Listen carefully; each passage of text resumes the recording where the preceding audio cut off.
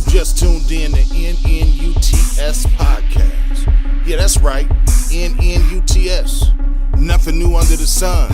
So make sure you tune in, because this is where it's at. You don't want to miss it. You hear me? Let's go. N to the UTS. N to the UTS. N to the UTS. N to the UTS. Nothing new under the sun. And yeah, we're the best. N to the UTS. N to the UTS. N to the UTS.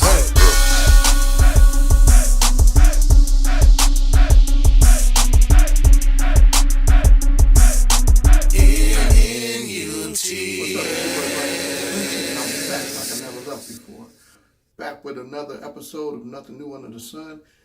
And while kicking into the real, giving you the real segment, I gotta apologize, right?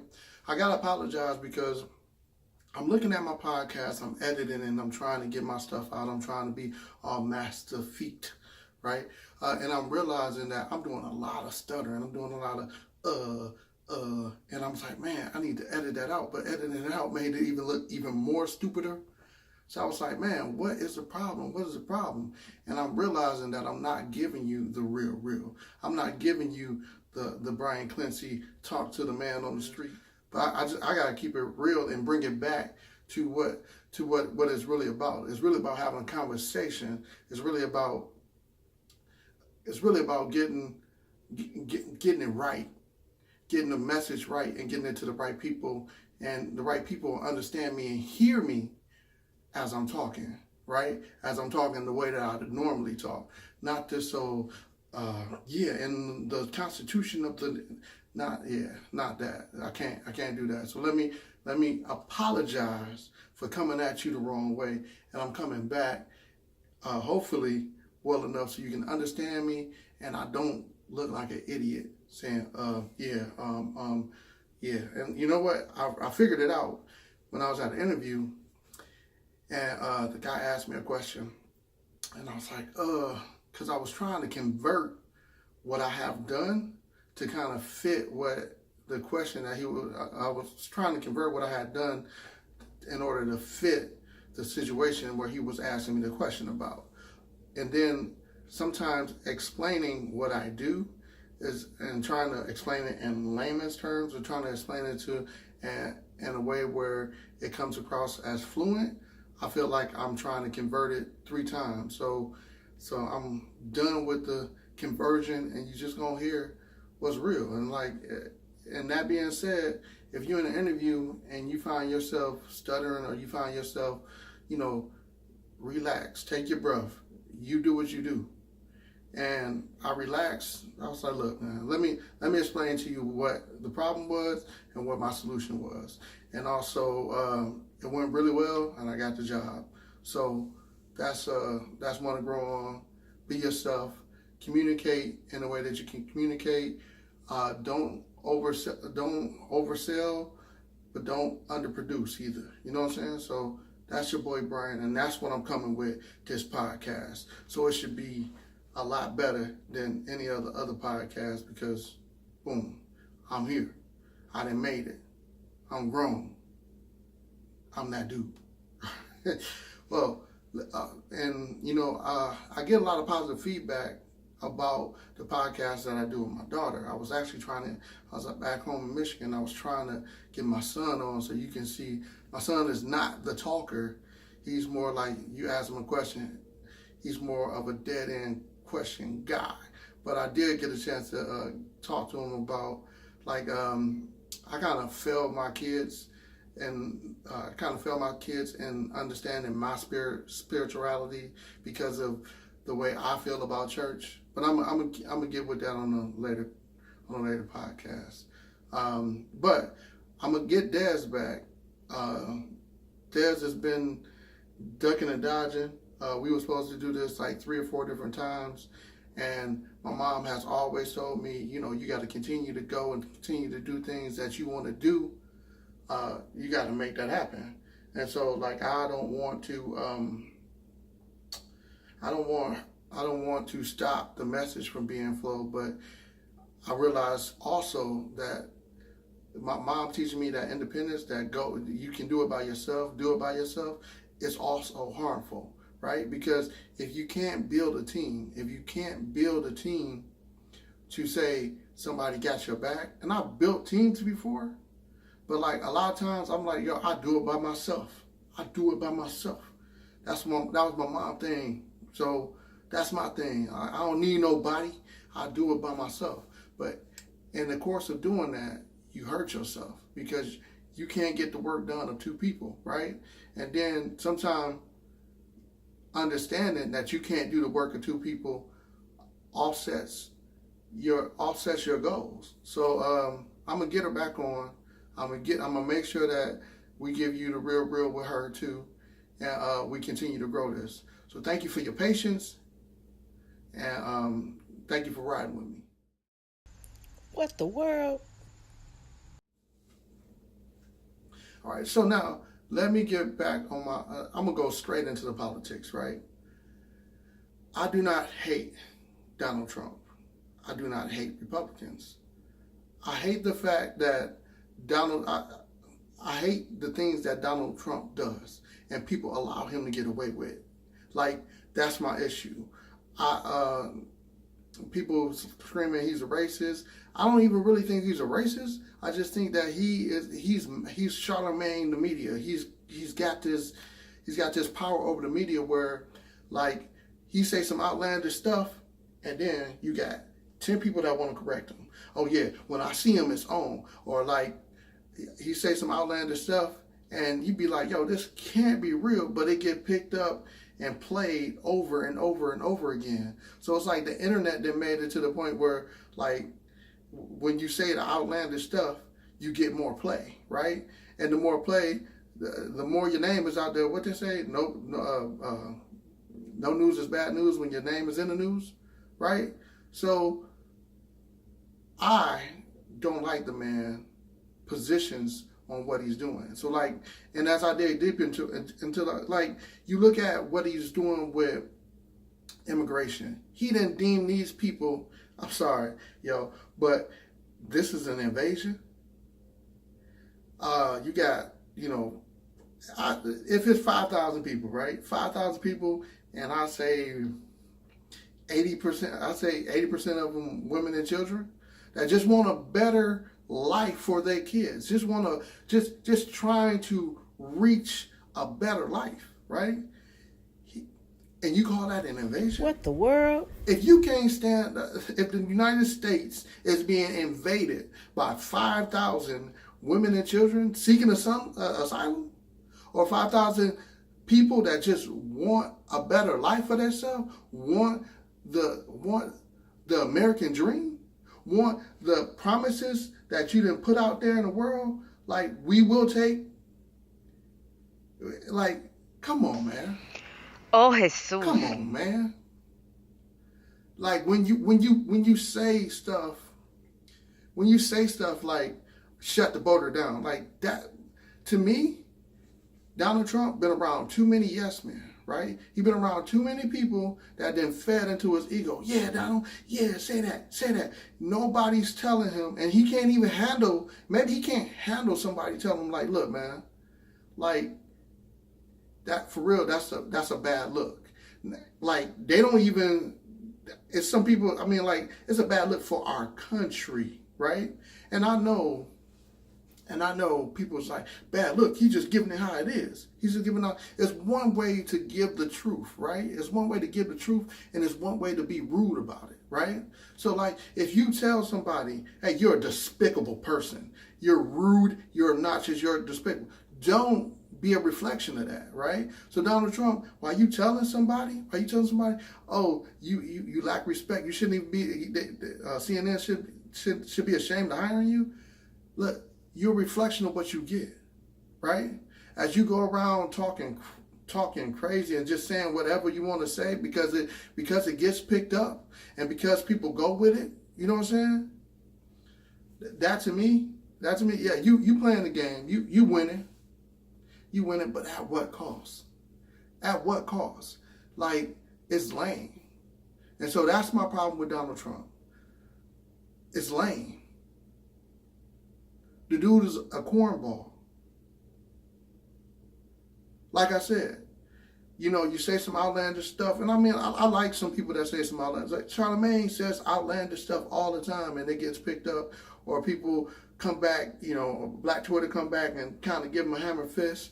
Like, that's all cool and dandy. But like, the one thing that y'all doing when y'all pumping up and giving these responses, and I gotta say it, I'm doing the same thing too because I'm giving a response, is that this is the type of stuff that carries. This is the type of stuff that people hear. And then those people that make those valid points, that make those smart, and if it ain't a meme, it don't seem like it catch, right? To educate people in politics is to lose, right? So Donald Trump does this great job at dumbing stuff down. Oh yeah, the war is the Taliban are bad people. You know what? Some Taliban are bad people. I'm surprised you didn't give the same, there's bad people on both sides type thing, right? But for real, I don't hate Donald Trump. I dislike and I hate some of the things that he represents, right?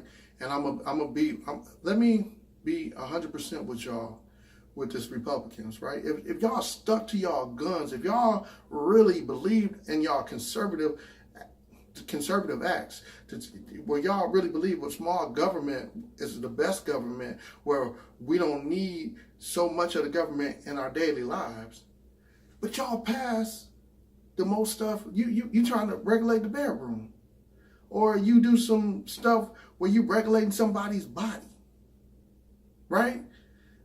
But y'all for freedom, y'all for small government, but then you do everything in the name of security, and that's what this whole border thing, it's in the name of security, right?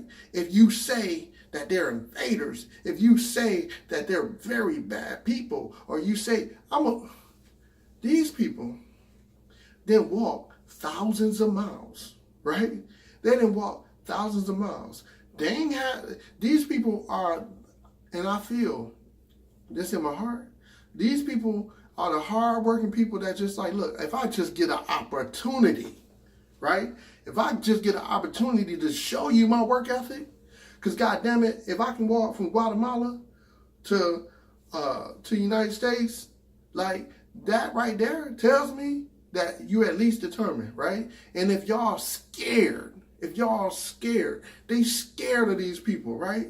They done made it to the point where these people are the worst people ever. They're criminals and they're whatever. Look, they criminals because they're trying to have a better life for themselves. I want you to walk over 1,000 miles to hope that you can seek asylum, to hope that you can find a better place for you and your children, right? And then you tell me how you feel, right? You tell me that these people didn't demonize you and told you, man, they just criminals and they just want our welfare. Like, obviously they at work. Obviously that, right? So y'all can miss me with that security when y'all let security, but y'all will let somebody come and shoot up a church, right? But where's the security in that? Oh, you can't watch everybody, but yet you'll watch some black extremists, right? You can't stop white extremists, but like you can infiltrate, like it's known tactics that J.R. Hoover did to get into the black, to annihilate, to wipe these people off the map, the Black Panthers. But you can't do that. You can't do that to these extreme white groups or these extreme militants. Like, stop creating this scared, man, y'all so freaking scared. Like, y'all be like, I could have died. Like, I was at a country music festival and I could have died. Well, you could have died walking across the street. Just understand that nobody can give you security. And when you learn that as a black man, there's no security for me, right? I can't, I don't even call the police, because if I call the police, it could backfire on me, right? So I don't have that luxury, and I don't really, and I guess I feel like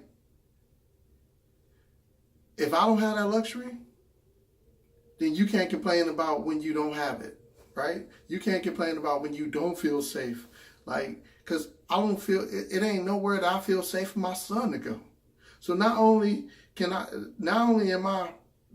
I not feel safe at all times, but I don't have a worry. I have a concern about my son not being safe, right? We just had a shooting. We got 2 people that was trying to do the right thing, shot dead because the police shot first and asked question later. But y'all can find everybody else to do these mass shootings. Like, you can find this dude in California that just shot up the club, right? You can shoot up the club, but you can get him amongst all those people. You can get him and bring him out alive, but you shoot first.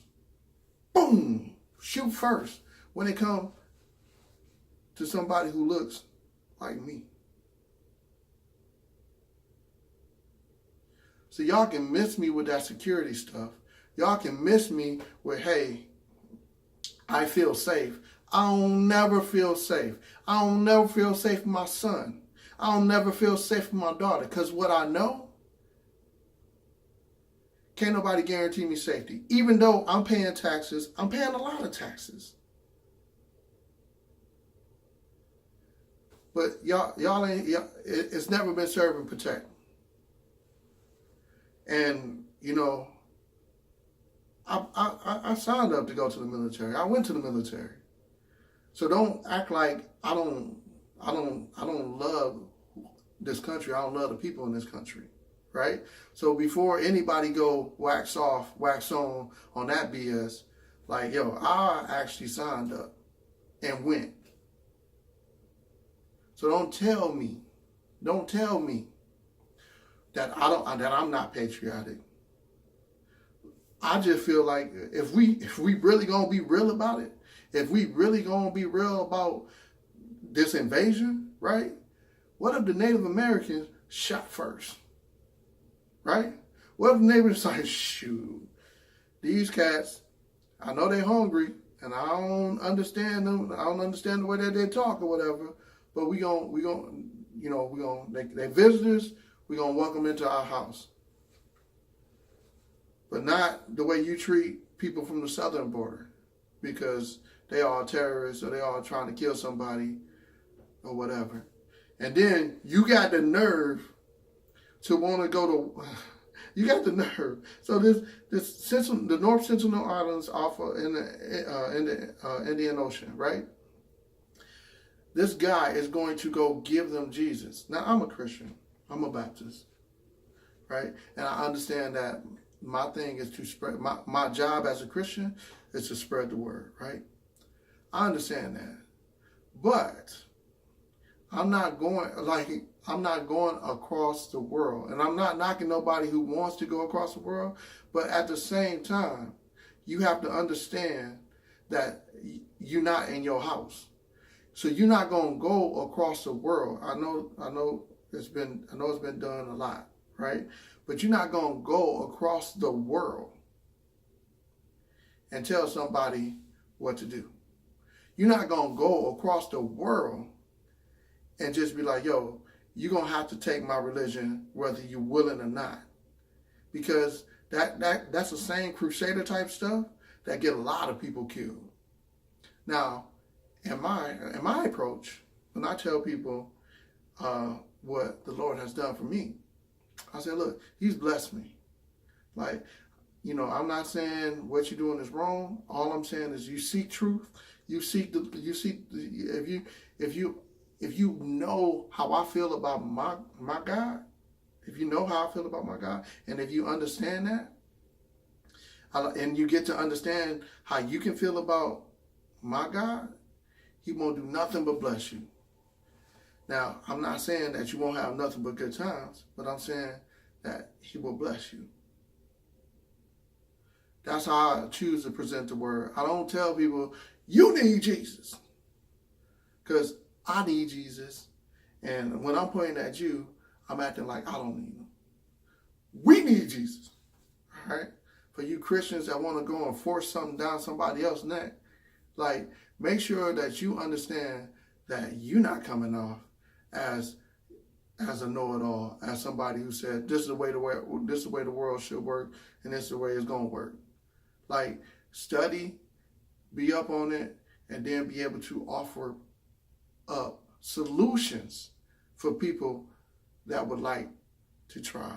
I mean, solution, not like to try, but offer solutions for people that want to try it. You know what I'm saying? That's all I'm saying. I'm not forcing my religion down nobody's throat. And this dude, if y'all want to go to war for this dude being killed by these natives on this island that don't want and have told many people don't come to where we at, we good, like this our stuff, we here, we don't want nothing else, then respect that. Because at the same time, you saying the same thing with the United States by saying, hey, I'm going to close the borders. You willing to shoot first. You see what I'm saying? You see the hypocrisy, right? NNUTS.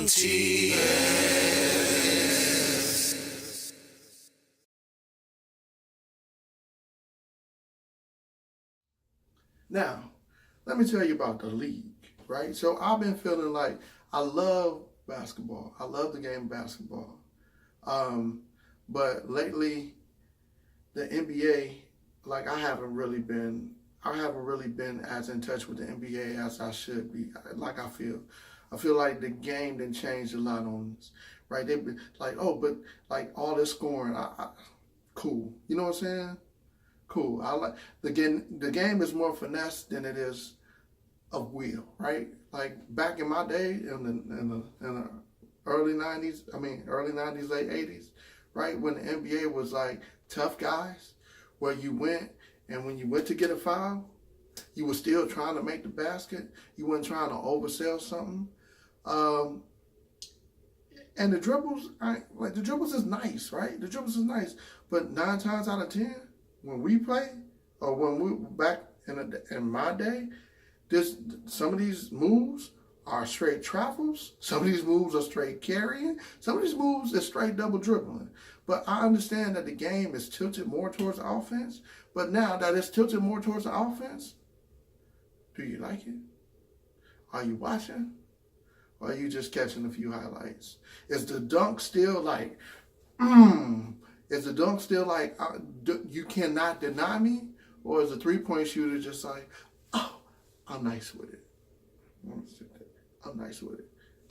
Like, I'm still a battle in the paint, even though, like, I think, 60% of the NBA now is shooting outside the three-point range, and I'm not opposed to being able to shoot it. I'm not opposed to that.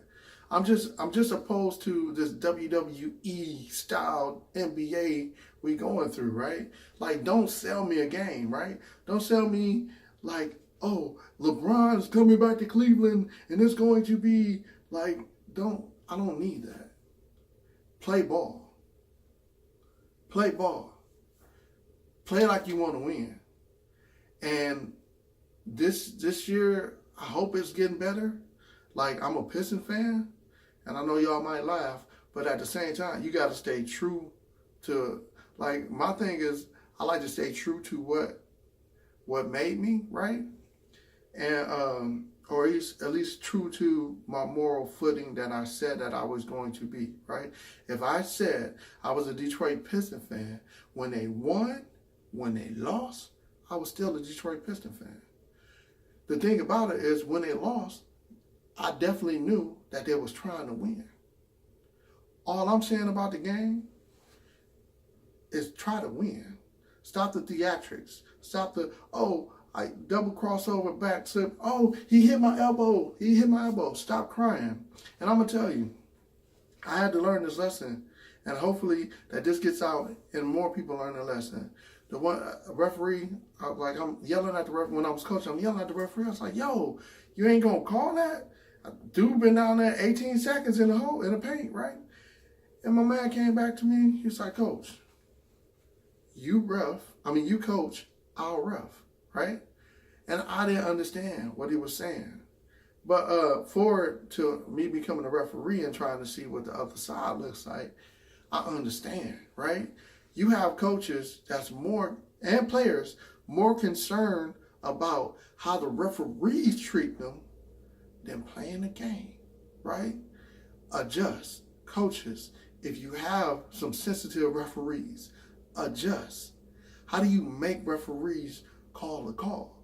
You can't, right? But you can adjust your game. If you can't adjust, you have to adjust the game. So stop crying and play ball, right? It's okay to say, "Hey, ref, every time I turn around, this dude cocking me with the elbow when he's spinning," right? That's okay, right? That's you talking to the ref and saying, "Look, hey, check that out. Be cool." But every call, it's like, "Ref, what do you mean? Hey, you know what? Chill with that nonsense. Play ball. Play ball." If the referees take the game away from you, the game should have never been that close for them to take it away from you. So that's all. That's what I tell my players. That's the game. Referees, all different. I like to call the play. Hey, contact don't mean a foul, right? Just because there's contact doesn't mean that there's a foul. Now, if it's contact that affects the shot, then that's a foul to me, right? But you got players that'll sit and cry for 3 minutes because they ain't get a foul. Dude, you missed 3 minutes of the game. So, for my NBAers, or my people that don't feel like they're interested in the NBA anymore, hopefully it's not this WWE style. It's not this, "Oh, is his feelings hurt? Is KD's feelings hurt? Is Draymond really going to be they're going to really let Draymond go?" Like, yo, the shallowness of some of these stories and some of these players' response.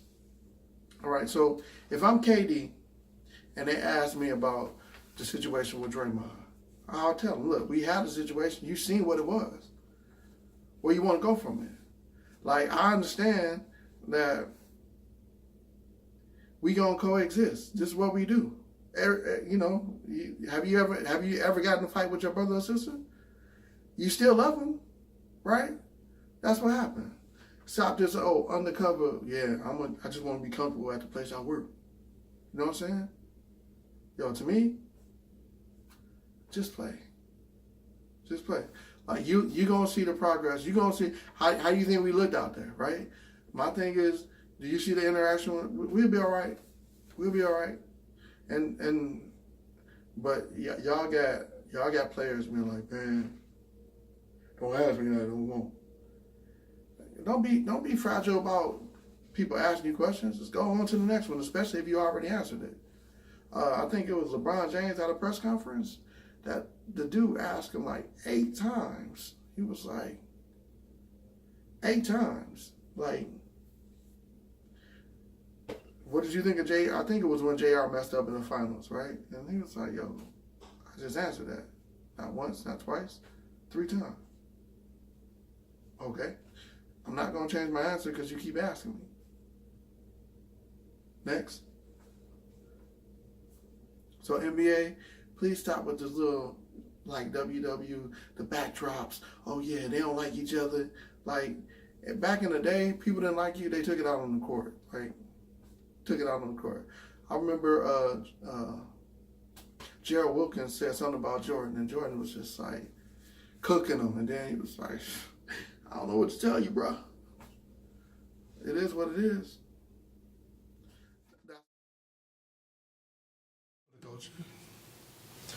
Yo, what I don't like and what I can't really take, but just irks the crap out of me, is fake people, right? And I'm from Muskegon, Michigan, born and raised, a big red through and through.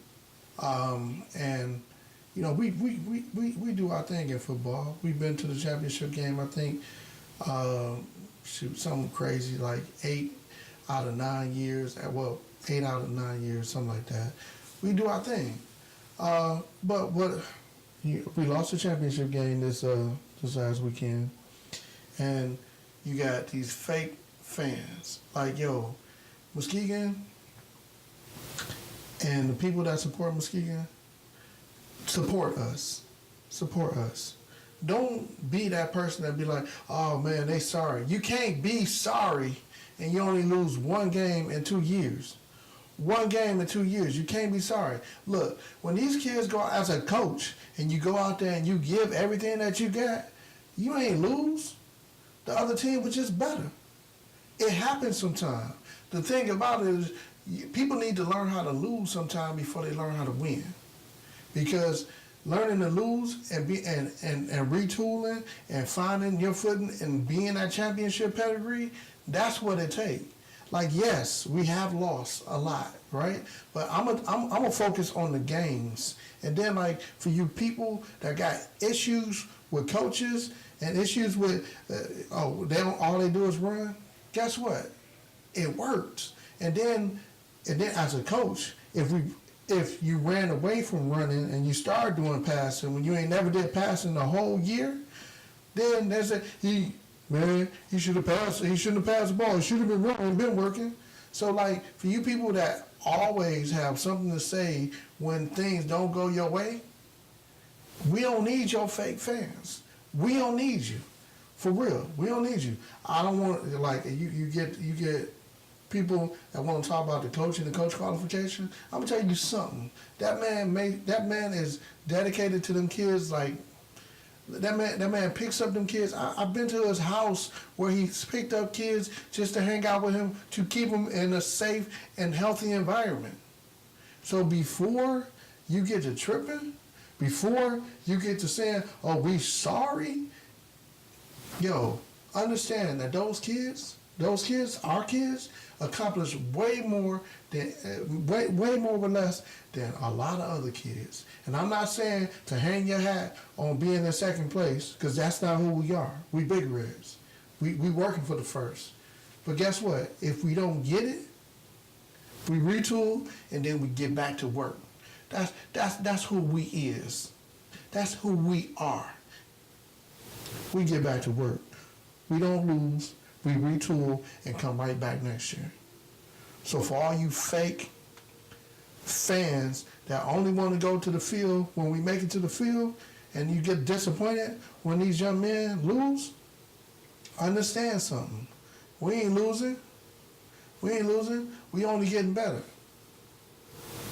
Hats off to King. Y'all did y'all job. But fake fans for the culture, y'all suck. Y'all suck. Support these kids, win or lose. And keep supporting them. Keep supporting them. This ain't it. Make sure at that next level you support them. Make sure you supporting them when they ain't doing football. Make sure you supporting their academics. Blah, blah, blah, blah. Everybody can talk. You got your opinion, express your opinion. And I'm expressing mine. But keep that same energy. And if you got a problem with me saying it, keep that same energy when you see me. And y'all know I'm just cool. I don't do much.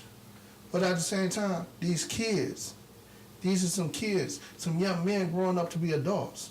Don't do that. Don't talk about them people. And you see they got Shane back. And the reason why is because he got theirs. So at the very least, support what they did and what they doing, and continue to support the kids. But all that extra, yeah, share it with your Facebook friends. But don't be fake. Don't be on the bandwagon next year, and don't be we champions. If you're a big red, you're a big red forever. We don't do that halfway big red stuff. And that's for the culture.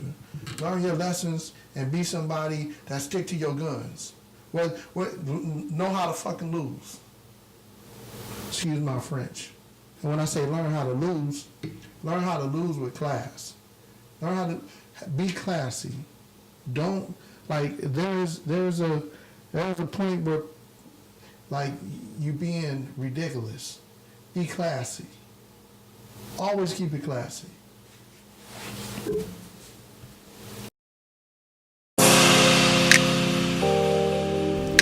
Check out NNUTS. Nothing new under the sun.